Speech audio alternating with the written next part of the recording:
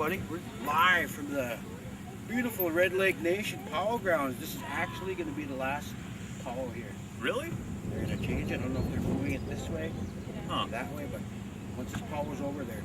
Once this show's over. Once the show's over. Pulling it all down. Done deal. But anyway, this is Jonny R Show. I am Jonny R. This is the legendary Byron Graves, the warrior legend. Thanks for coming on. Yeah, thanks for having me. A lot of fun. Yeah, we tweeted about it a few times. Yeah. I'm glad we finally made it happen. Finally got together. Yep, worth the wait. But I wanted to start out today's show with a political message. Not a message, but more like what today really is, July 6th in Red Lake. I got this from Facebook from, what's her name? Annette Johnson. And she says, today is a day of recognition for the Red Lake Nation, July 6th. In 1889, our ancestors upheld our nation's sovereignty by refusing to give in to the General Allotment Act. Because of this, we are one of two reservations in Indian country that are referred to as closed reservations because we did not allow the government to parcel our land, among other things. It took the process of 7 days of negotiations, quote unquote, by our former leaders to agree to an already unfair treaty. We owe it to them for preserving what we have, and we also owe it to ourselves for maintaining our ways so that future generations will have a place to call home. Thank you for those thoughtful words there, Annette Johnson. That was pretty awesome. I just have to share that. Yeah.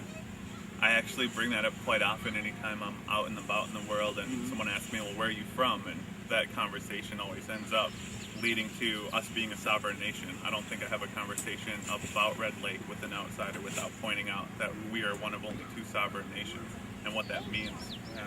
It's definitely something to be proud of. We are special. It's kind of interesting having that unique of a perspective where fumble. You're good. You're good. Yeah. My baby! I dropped my baby! But it's kind of interesting being from the perspective of being someone from Red Lake, but then, like, you're also American, so just a couple of days we had the 4th of July. Yeah. But it's not really the same for us, like, we're kind of as separate as possible. It's a micro-state. It's a country within a country. Like, why would we give a fuck when Spain's Independence Day was, or Italy's, or whoever the fuck. Whoever's independent. Yeah, but blowing off fireworks and getting drunk is always a great time too, so I'm for it. Count me in. Right on. Okay, Yeah.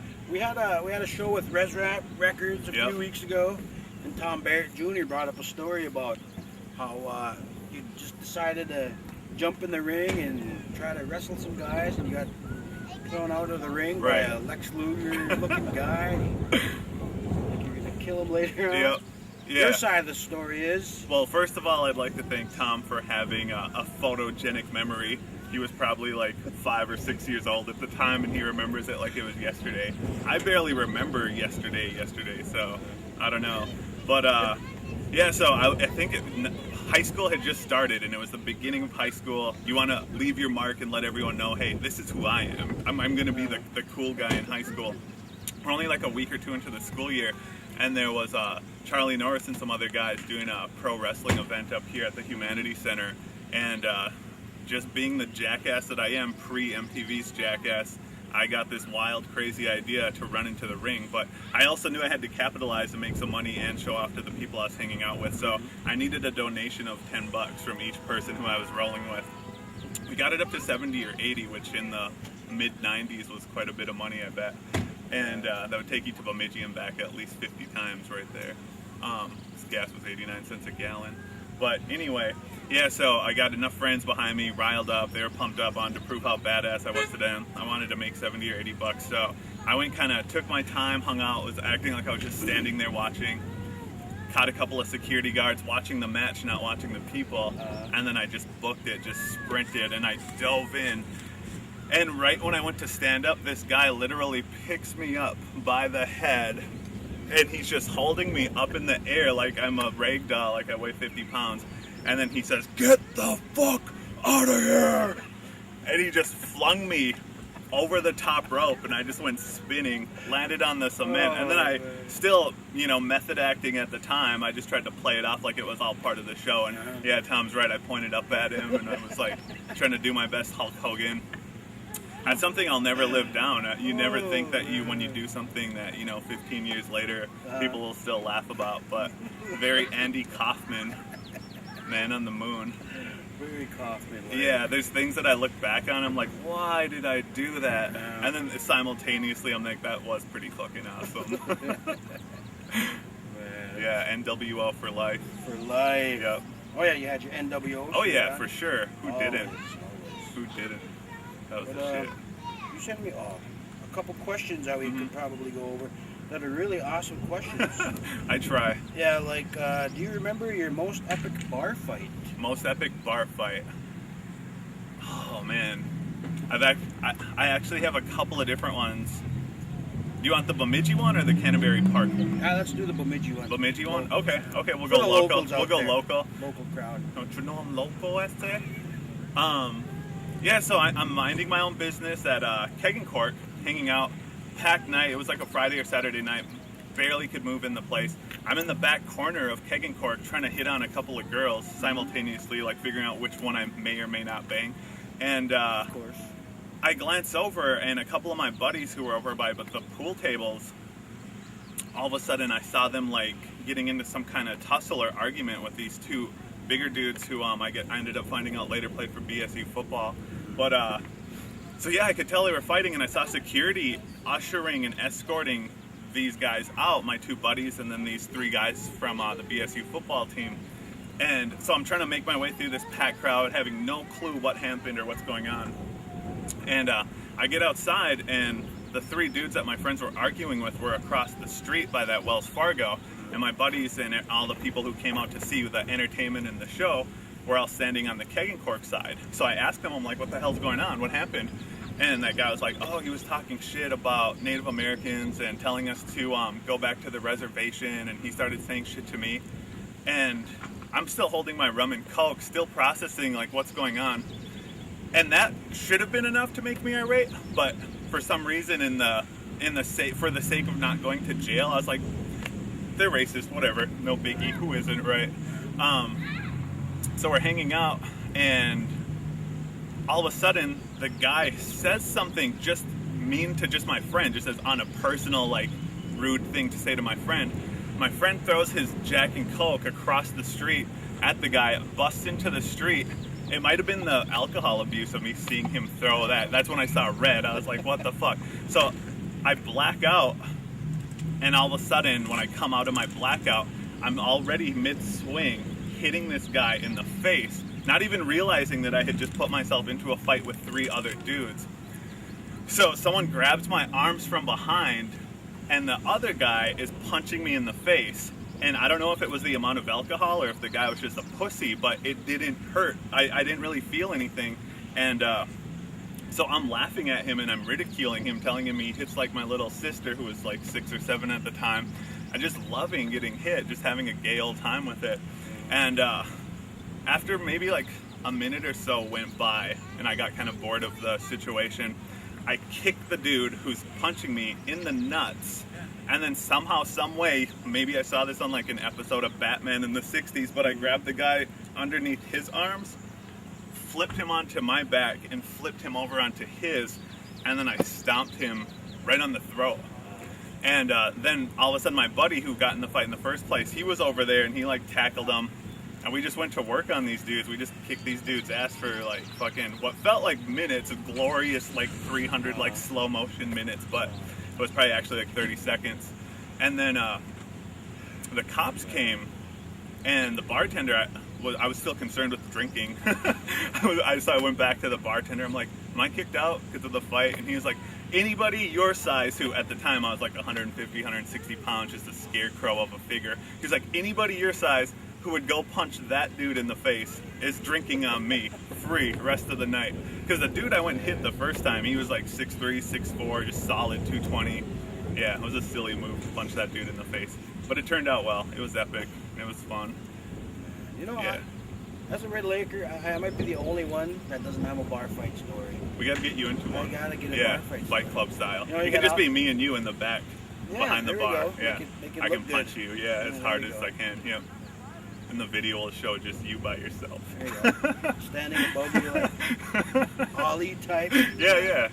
We'll think of Yeah, something. Yeah. But, so what else you got going on in your life down in your... Where you living at right now? In Minneapolis. Minneapolis? Yeah, right on the outskirts of Minneapolis, Hopkins actually. Just looking forward to trying to find a publisher for a couple of books I wrote recently, and also working on some music with my band, My Fragmented Soul. Taking our sweet time. Not yet. Just kind of in the early stages of figuring some stuff out, but it's been something I've kind of done on and off for the last almost 10 years now, and just never have been able to really bring it to fruition and really get it to the level that I've wanted it to be at. But a big part of that was I was just drinking all the time. I was living a Motley Crue rock star style life before I even had a record. So I'm doing it vice versa this time around. I'm sober almost 2 years now. This August will be 2 years of not drinking. But with that, the reason I got sober, and with my sobriety, I was able to just really focus in on my writing for my books, because I wasn't hungover. It's hard to write when you're hungover, or it's hard to make music or do anything when you're ungodly hungover. And then when I wasn't hungover, which was pretty much never, but then I was at the bar afterwards. So I was either hungover, nursing a hangover, or at the bar for forever, since like 1999 or 2000. So this past 2 years, I've had the time to work on music, take vocal lessons, learn how to write, bust my ass writing. So it's been a productive 2 years. Yeah, the most I went sober from 2005 to 2008, but then people keep coming over, you know. Yep. Nobody calls, nobody visits, nobody wants to hang out with the sober guy anymore. Yeah. So. Or it's a complete opposite end, and you become the sober cab, and you just hang out just because you're gonna drive or something like that. Yeah, that's the thing, man. If I go out, I'm gonna wanna drink. Yeah.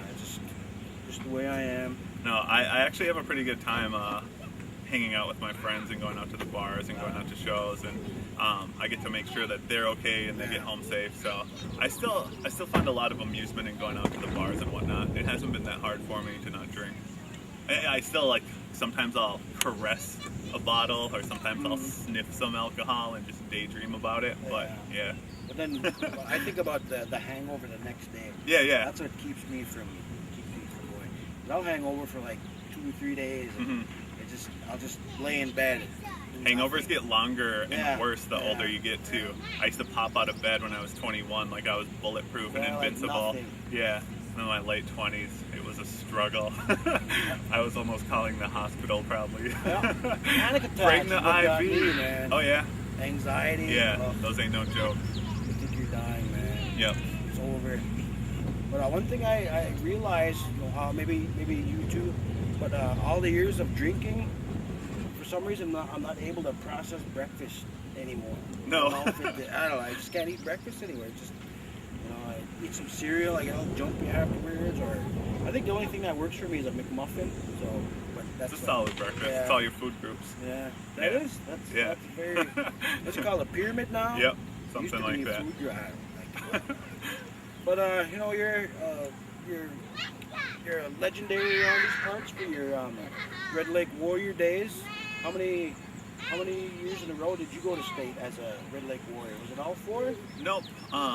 My sophomore and junior season, we made it to state. The team the year before that in '97, the epic True Legends, the guys who, the team, in '97, they went the year before I was on the team. So Red Lake, I think, had a patch right there where they went 3 years in a row. I was lucky enough to be part of 2 of those. Senior year, we made it to the championship game, lost by 4 to a team that went on to the actual finals. I was at that game. Yeah. Is that when Rutledge took over? Yep, yeah, that was the his season first when he was year, head coaching. Yep, yeah. I always love Rutledge as a coach. One of my all-time favorites. Yeah, he said something to me that I actually have reflected back on almost my entire life, and that was great words of wisdom, actually. He said, don't sit and count your losses and look at all the games which for us were a really small amount. But he was like, someday when you're older, don't look back on the games you lost and think about all the things that went wrong or all the things you could have done better. He was like, think about and focus on all the fun times you had and all the wins you had and all the great times. He was like, that's where your mind needs to be at, is your successes. And at a young age, I didn't really get that, but it never left. And in hindsight, I'm like, yep, that's the way to that's a great idea just for living your life. Focus on what you have, not what you don't have. Focus on your wins. Yep. Wise Words by Bill Russell. Yeah, nice work. You should write a book. Yeah, deep thoughts. I could help him with that. So what is one of your favorite moments as a Red Lake Warrior basketball player? There's a lot. There's one of the most surreal moments, I think, was when I skipped school and went down to Bemidji, and I knew the Slam magazine that we had been featured in had just come out on newsstands. And so me and a couple of my buddies, we skipped school and we went down to Bemidji. I think it was B. Dalton Books at the time. And went to the magazine store. There it was, Michael Jordan on the cover, and flipped it open, and I saw myself and my teammates in it. And you're looking at it on a magazine stand next to like Brad Pitt and Angelina Jolie, and then you're like, that's me amongst this. It was such a surreal moment. It's a moment that not too many people ever get to have in their lifetime. So off the court, that was probably one of the most memorable experiences of my entire life. On the court, I'd probably have to say my first home game as a Warrior, my sophomore year. It was just coming off of that roller coaster epic game against Winnie Mac and all of the, not Winnie Mac, but Wabasso, that Wabasso game. It was just on the coattails of that. And I remember we were in the locker room getting ready. I'd been, wanting to be a Warrior my entire life, been hooping 10 hours a day since I was, this little kid. And this was it. This was the moment to be a Red Lake Warrior. And we're in the locker room, saying a couple of things, getting ourselves pumped up. And when we went running out of the locker room, out onto the court, the stands were just completely packed. And we came out to this huge applause of people. And it was just such an adrenaline rush, and also another very surreal moment. And from that point on, I was hooked, and I absolutely loved it. The support that people had for Red Lake basketball is just incredible. And during that time, I think it was one of the peaks that it's had, and it was a beautiful thing. It was just incredibly an amazing experience that I'm forever grateful for. Everybody who was part of that, whether it was a teammate or a coach or someone in the school district or opposing players, and especially the fans, every single person who was a part of that gave me one of the greatest experiences of my entire life. Well, one of my favorite Warrior moments was, it was in practice, of course.